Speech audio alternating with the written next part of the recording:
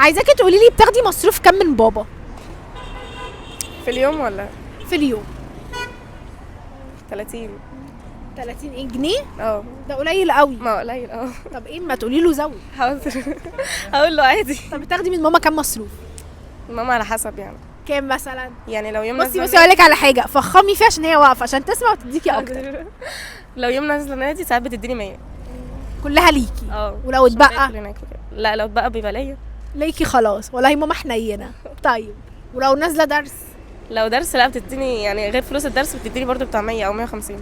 هي ماما بتشتغل ايه عشان تديكي كل مره؟ مدرسة. مدرسة ايه؟ كمبيوتر. حلو. بتوع الكمبيوتر دول بيكسبوا. ايوه طبعا. طيب ماما بتاخد في الشهر 10,000 ولا حاجه؟ مش قوي. اه شفتي بتاخد 10,000 او 20,000 غير الدروس، عشان كده بتديكي كل مره 100 طبعاً. 150. ايوه طب وبابا ليه بيديكي 30 بس؟ خلي ماما عشان تتكلم هو معايا.